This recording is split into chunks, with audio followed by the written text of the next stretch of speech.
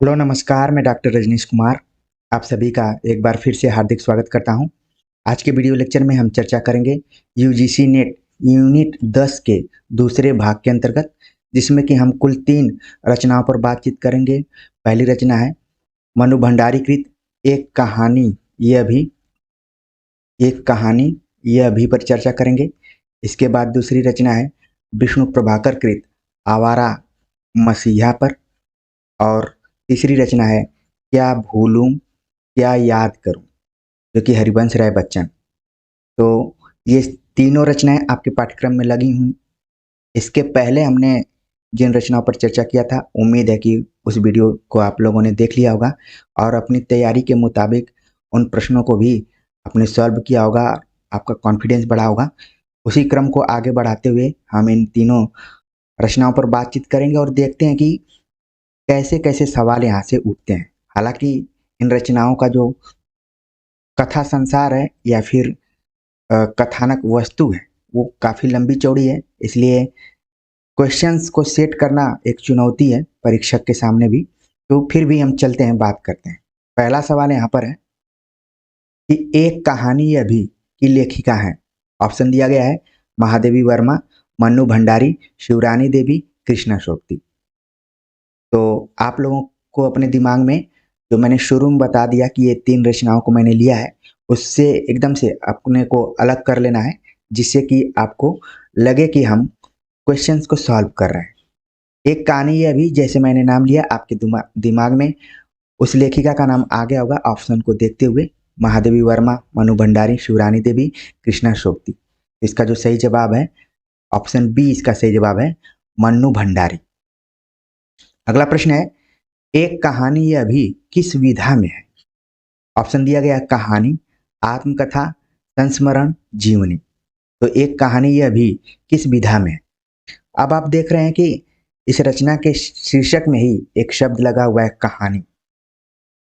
तो कई विद्यार्थी इसको ध्यान नहीं देंगे तो कहानी मान सकते हैं, लेकिन इसका जो सही जवाब है यहाँ पर कि यह मन्नू भंडारी कृत आत्मकथा है। हालांकि मन्नू भंडारी ने अपनी भूमिका में इसे कहानी ही माना है। ठीक है, तो इस चीज को भी आपको ध्यान में रखना है, लेकिन पाठ्यक्रम में जिस क्रम में इसको रखा गया है वो आत्मकथा के अंतर्गत है। चलते हैं आगे, बात करते हैं। अगला जो प्रश्न है कि यह शुद्ध मेरी कहानी है और मेरा ही रहना था, इसीलिए न कुछ बदलने बढ़ाने की आवश्यकता थी, न काटने छाटने की। इसका कथन है, एक कथन दिया गया है कि यह शुद्ध मेरी कहानी है और मेरा इसे रहना था। यहाँ पर एक शब्द मिस हुआ है, इसे रहना था, इसीलिए न कुछ बदलने बढ़ाने की आवश्यकता थी, न काटने छाटने की। इसका कथन है, ऑप्शन दिया गया महादेवी वर्मा, मन्नू भंडारी, शिवरानी देवी, कृष्णा सोबती। तो इसका सही जवाब है मन्नू भंडारी। अगर मैंने पहले इन रचनाकारों और लेखकों रचनाओं के बारे में बता दिया है तो आपको रिवीजन करने में भी आसानी होगी, लेकिन आप क्वेश्चन को देखिए तो उसे अजनबीकरण करते हुए, अजनबियत महसूस करते हुए सॉल्व कीजिए कि अगर फाइनल एग्जाम में क्वेश्चन आएगा तो हम कैसे इसको सॉल्व करेंगे। हमें यह जानकारी होनी चाहिए कि जो कोटेशन है किस लेखिका द्वारा कहा गया है। ठीक है, हो सकता है कि फाइनल एग्जाम में आपको कन्फ्यूजन सा क्रिएट हो कि शिवरानी देवी का है कि महादेवी वर्मा का है कि कृष्णा सोबती का है। हालांकि अब आपको कन्फ्यूजन नहीं होगा, इसका सही जवाब मन्नू भंडारी अपने दिमाग में आपने सेव कर लिया होगा, सेट कर लिया होगा। चलते हैं अगले क्वेश्चन पे, बात करते हैं। अगला प्रश्न है कि मन्नू भंडारी का वास्तविक नाम था। मन्नू भंडारी जिनको कि हम साहित्य में जानते हैं, लेकिन उनका असली नाम क्या था उसके बारे में भी हम जान लेते हैं। ऑप्शन दिया गया मोनिका कुमारी, महेंद्र कुमारी, ममता कुमारी, मनीषा कुमारी। तो देख रहे हैं कि सारे ऑप्शन म से शुरू किए गए हैं और आपको अपनी पढ़ाई का एक बार मूल्यांकन करना है कि हमने जब एक कहानी अभी पढ़ा था तो उसमें मनु भंडारी ने अपना वास्तविक नाम क्या बताया था। सही जवाब है ऑप्शन बी, महेंद्र कुमारी। इनका वास्तविक नाम था, बाद में लोगों ने प्यार से इन्हें मन्नू मन्नू कहना शुरू कर दिए। जैसा कि आप जानते हैं कि थोड़ा सा जिसका लंबा नाम होता है तो उसको लोग शॉर्ट में एक निक नेम भी दे देते हैं, तो वही है मन्नू भंडारी। बाद में वही चलकर आदमी फेमस हो जाता है। चलते हैं अगले क्वेश्चन पे, बात करते हैं। अगला प्रश्न है कि मन्नू भंडारी ने हिंदी के किस लेखक से विवाह की थी। बहुत ही इंपॉर्टेंट ये सवाल है कि मन्नू भंडारी ने हिंदी के किस लेखक से विवाह की थी? ऑप्शन दिया गया राजेंद्र प्रसाद, राजेंद्र यादव, राजेंद्र कुमार, राजेंद्र अवस्थी। सारे ऑप्शन राजेंद्र नाम से भरे हुए हैं। बस आपको ध्यान में रखना है कि किस लेखक से उन्होंने शादी की थी, अपना विवाह किया था। सही जवाब है ऑप्शन बी, राजेंद्र यादव। और इन दोनों ने मिलकर एक उपन्यास लिखा था, उसको आप सभी कमेंट्स कर जरूर बताइए कि कौन सा वो उपन्यास था। चलते हैं आगे, बात करते हैं अगले प्रश्न पे। मनु भंडारी ने अपने आत्मकथा लेखन की प्रेरणा किसे माना है? मनु भंडारी ने अपनी आत्मकथा में इस चीज का जिक्र किया है कि मैंने फला के प्रेरणा से इसको लिखने का प्रयास किया है। ऑप्शन दिया गया कि वो उसका नाम क्या है? राजेंद्र यादव, शीला अग्रवाल, अपने पिता को, अपनी माता को, किसको उन्होंने प्रेरणा माना है? ऑप्शन को बहुत ही ध्यान से आपको देखना है। तो इसका जो सही जवाब है ऑप्शन बी है। उनकी प्राध्यापिका थी शीला अग्रवाल, जिनसे उन्होंने हिंदी साहित्य में अपना रुझान भी विकसित किया और शीला अग्रवाल से काफी प्रभावित रही और उन्होंने हिंदी साहित्य लेखन में कदम भी रखा और आत्मकथा भी लिखने का प्रयास किया। इसका पूरा उन्होंने जिक्र किया है शीला अग्रवाल का, तो बिल्कुल ध्यान में रखिए। अगला प्रश्न है कि आवारा मसीहा किस विधा में है? आवारा मसीहा किस विधा की रचना है? ऑप्शन दिया गया आत्मकथा, जीवनी, यात्रावृत्त, संस्मरण। तो इसका जो सही जवाब है यहाँ पर आप लोगों के दिमाग में आ गया होगा कि ऑप्शन बी इसका सही जवाब है कि आवारा मसीहा जीवनी विधा के अंतर्गत आती है।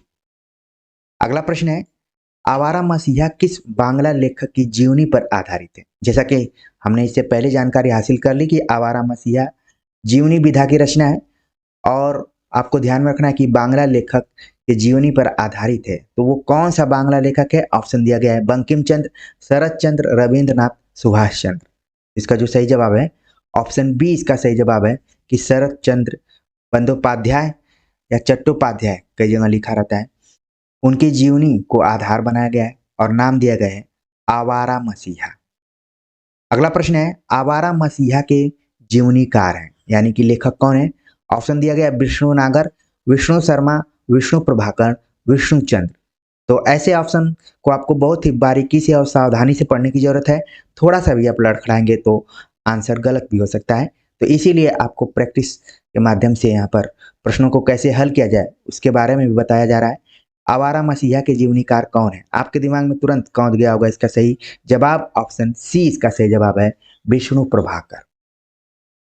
अगला प्रश्न है आवारा मसीहा को पूरा होने में कितने वर्ष लगे?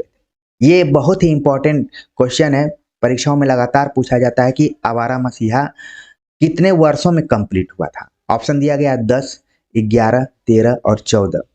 तो 4 ऑप्शन दिए गए हैं, चारों में सही जवाब आपके दिमाग में कौन गया होगा? ऑप्शन डी इसका सही जवाब है कि 14 वर्ष लगे थे आवारा मसीहा को पूर्ण होने में। यानी कि लेखक ने काफी मशक्कत किया था इसको लिखने में, अपने जीवन का 14 वर्ष लगा दिया था, तभी जाकर ये जीवनी कंप्लीट हुई, वो भी शरत चंद्र चटर्जी के ऊपर। चलते हैं आगे, बात करते हैं। अगला जो प्रश्न है कि विष्णु प्रभाकर ने आवारा मसीहा की कथा वस्तु को किसमें विभाजित किया है? बहुत ही इंपॉर्टेंट क्वेश्चन है ये कि आवारा मसीहा जीवनी तो है, विष्णु चंद्र प्रभाकर द्वारा लिखी गई है, लेकिन इसका विभाजन किस प्रारूप में हुआ है? ऑप्शन दिया गया खंड, सर्ग, पर्व, कांड। इसका जो सही जवाब है यहाँ पर ऑप्शन सी इसका सही जवाब है कि पर्वों में विभाजित है आवारा मसीहा। हालांकि आपने महाभारत के अंतर्गत अलग अलग पर्वों का नाम सुना होगा। महाभारत में कुल 18 पर्वों की चर्चा की जाती है, तो वो पर्व में बटे हुए हैं, लेकिन विष्णु प्रभाकर ने इस रचना को पर्व में बांटना ज्यादा उचित समझा है। चलते हैं आगे, बात करते हैं अगले क्वेश्चन पे कि आवारा मसीहा कितने पर्वों में विभाजित है? जब आपको पता चल गया कि ये पर्वों में विभाजित है तो कुल कितने पर्वों में विभाजित है? ऑप्शन दिया गया 2, 3, 4, 5। तो इसका जो सही जवाब है ऑप्शन बी है कि कुल 3 पर्वों में आवारा मसीहा विभाजित है। तो धीरे धीरे आपके दिमाग में इन रचनाओं के विषय वस्तु धीरे धीरे बैठ रहे होंगे और आपकी तैयारी में एक महत्वपूर्ण कदम निभा रहे होंगे, ऐसी मैं उम्मीद करता हूं। अगले क्वेश्चन पे बात करें तो पूछा गया कि आवारा मसीहा के पर्वों का सही क्रम क्या है? इसका सही क्रम क्या है? ऑप्शन दिया गया है दिशाहारा, दिशा की खोज, दिशांत, दिशा की खोज, दिशांत, दिशाहारा। मतलब कि उन्हीं रचनाओं को इधर उधर किया गया है। और चौथा ऑप्शन दिया गया कि उपरोक्त में से कोई नहीं। तो सही क्रम कौन सा है? आपने अगर पढ़ा होगा तो दिमाग में आपके आंसर आ गया होगा। सही जवाब है ऑप्शन ए। पहले है दिशाहारा, फिर दिशा की खोज, फिर दिशांत। 3 पर्वों में बटी हुई थी आवारा मसीहा, और तीनों पर्वों के नाम यही है। तो इनको बिल्कुल ध्यान में रखिए, आगामी परीक्षाओं के दृष्टिकोण से महत्वपूर्ण है। अगला प्रश्न है कि विष्णु प्रभाकर ने आवारा मसीहा को किसकी प्रेरणा से लिखा था? आपने देखा लगातार आज की प्रैक्टिस सेट में दूसरा ऐसा प्रश्न है जो कि प्रेरणा पर आधारित है। विष्णु प्रभाकर ने भी आवारा मसीहा लिखा, तो किससे प्रेरित हुए थे वो? ऑप्शन दिया गया है प्रेमचंद, यशपाल जैन, स्वयं के, या फिर शरद चंद्र से। तो इसका जो सही जवाब है ऑप्शन बी, इसका सही जवाब है कि यशपाल जैन से प्रभावित होकर उन्होंने आवारा मसीहा नामक रचना की, और जीवनी में, जो कि शरद चंद्र के ऊपर है। अगला प्रश्न है कि निम्नलिखित में से आवारा मसीहा के पात्र में नहीं है, पात्र के रूप में नहीं है। निम्नलिखित में से आवारा मसीहा के पात्र के रूप में नहीं है। यहाँ पर मिस्टेक हो गया थोड़ा सा। फिर भी क्वेश्चन पूछने का इंटेंशन बहुत ही सकारात्मक है। आपको ध्यान में रखना है कि अगर आपने आवारा मसीहा देखा है, पढ़ा है, तो कौन सा जो इसमें पात्र है वो नहीं है। ऑप्शन दिया गया काशीनाथ, राजू, निरुपमा, बैजू मामा।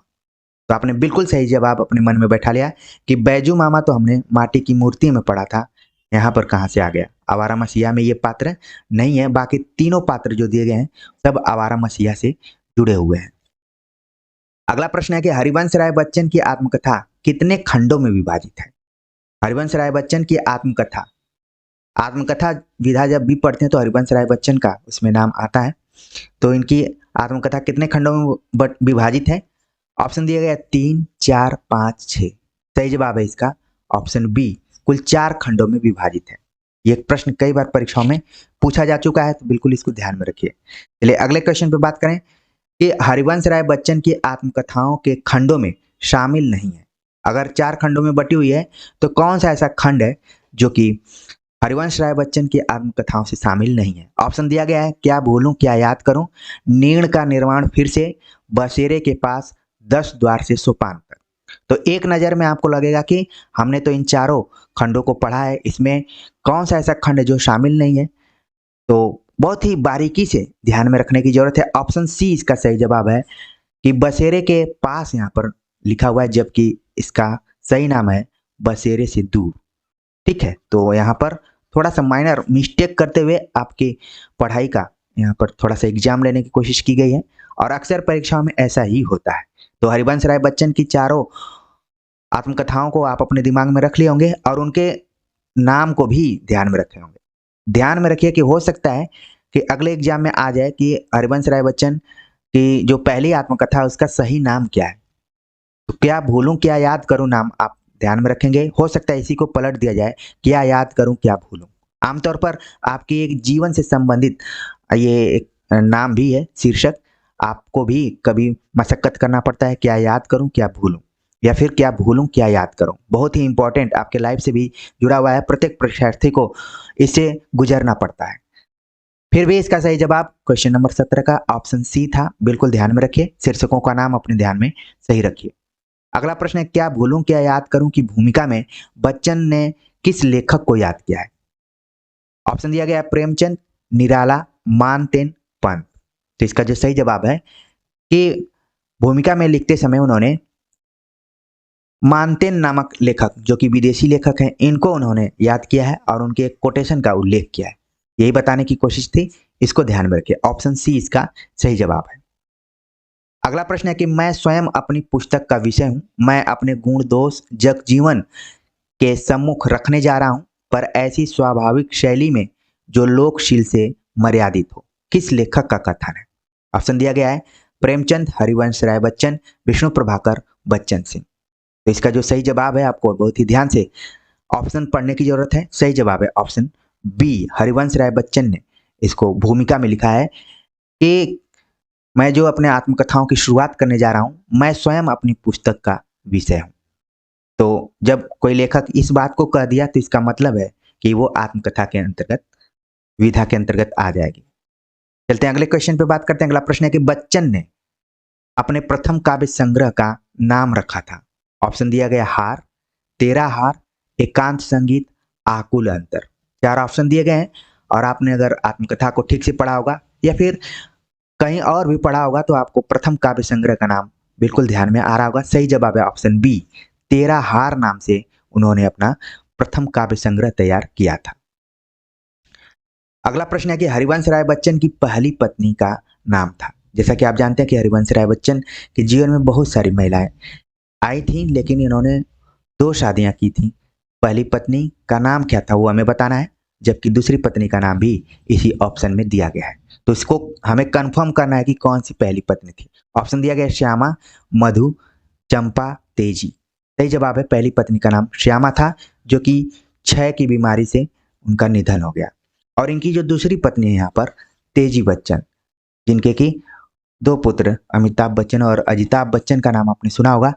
तो बाद में हरिवंश राय बच्चन ने तेजी जी से शादी की। और फिर भी इस क्वेश्चन का आपको ध्यान में रखना है कि सही जवाब क्या था, श्यामा था। चलते हैं आगे, बात करते हैं अगले क्वेश्चन पे कि हरिवंश राय बच्चन की किस रचना का पाठ बनारस हिंदू विश्वविद्यालय में हुआ था। ऑप्शन दिया गया मधुशाला, मधुबाला, मधु कलश, हलहाल। तो इसका जो सही जवाब है कि मधुशाला का पाठ बनारस हिंदू यूनिवर्सिटी यानी कि बीएचयू में हुआ था। एक ऐतिहासिक आयोजन किया गया था, इसको ध्यान में रखना है, कई बार परीक्षाओं में पूछा जा सकता है। अगला प्रश्न है कि हरिवंश राय बच्चन का हिंदी साहित्य के किस वाद से संबंध था। हरिवंश राय बच्चन का संबंध किस वाद से रहा है। ऑप्शन दिया गया है छायावाद, हालावाद, प्रगतिवाद, प्रयोगवाद। तो आपके दिमाग में तुरंत इसका आंसर आ गया कि ऑप्शन बी इसका सही जवाब है। हालावाद से संबंध है हरिवंश राय बच्चन का हिंदी साहित्य में। बहुत ही छोटा सा इसका समय रहा है, बहुत ज्यादा नहीं रहा। जल्दी से प्रगतिवाद, हालावाद, प्रगतिवाद, छायावाद और प्रगतिवाद के बीच का एक समय रहा है। ठीक है, हालांकि छायावाद भी उसी समय समानांतर चल ही रहा था। चलते हैं आगे, बात करते हैं कि हरिवंश राय बच्चन ने अपनी पहली आत्मकथा की शुरुआत किस स्त्री के व्यक्तित्व का वर्णन किया है। हरिवंश राय बच्चन ने अपनी पहली आत्मकथा की शुरुआत में किस स्त्री के व्यक्तित्व का वर्णन किया है। बहुत ही इंपॉर्टेंट क्वेश्चन। ऑप्शन दिया गया मधु, राधा, प्रभा, अमिता।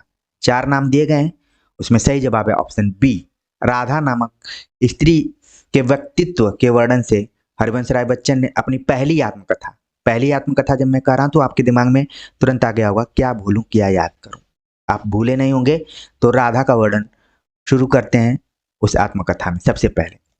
अगला प्रश्न है सुमेलित नहीं है, हमें बताना है कौन सा चीज सुमेलित नहीं है। ऑप्शन दिया गया है एक कहानी, ये अभी 2007 में प्रकाशित हुई, आवारा मसीहा 1974 में प्रकाशित हुई, क्या भूलूं क्या याद करूं 1969 में, प्रेमचंद घर में। तो कौन सा इसमें ऑप्शन है जो कि सुमेलित नहीं है। तो आप लोगों ने अच्छे से तैयारी की है, आपके दिमाग में भी इसका सही आंसर आ गया होगा। बिल्कुल सही आंसर आप लोगों के दिमाग में आ रहा है। सही जवाब है ऑप्शन डी, लिखा हुआ है प्रेमचंद घर में 1946 में पब्लिश हुआ था, जो कि गलत है, बल्कि ये 1944 में प्रकाशित रचना थी। आपके पाठ्यक्रम में इसी यूनिट के अंतर्गत एक रचना है जो कि 1946 में प्रकाशित हुई है, उसको भी कमेंट्स कर बताइए। हमने आज की वीडियो लेक्चर में 2 प्रश्न आपके ऊपर छोड़ दिए हैं, जिसको कि कमेंट्स करके आपको बताना है। जो बच्चा आखिरी तक इस वीडियो लेक्चर को देखा हुआ वो जरूर इन दोनों प्रश्नों का सही जवाब देगा। और इसके अलावा मुझे उम्मीद है कि आज का ये वीडियो लेक्चर आप सभी को अच्छा लगा होगा। कमेंट्स कर जरूर बताइए। बाकी आगे की जो भी रचना है उन पर क्रमशः इसी तरीके से हम प्रश्न लेकर आते रहेंगे और उम्मीद रखिए कि परीक्षा के पहले पूरा कंप्लीट हो जाएगा। तो मन लगाकर पढ़ते रहिए और अपने स्वास्थ्य पर भी ध्यान रखिए। मिलते हैं एक नए प्रैक्टिस सेट और वीडियो लेक्चर के साथ, तब तक के लिए नमस्कार।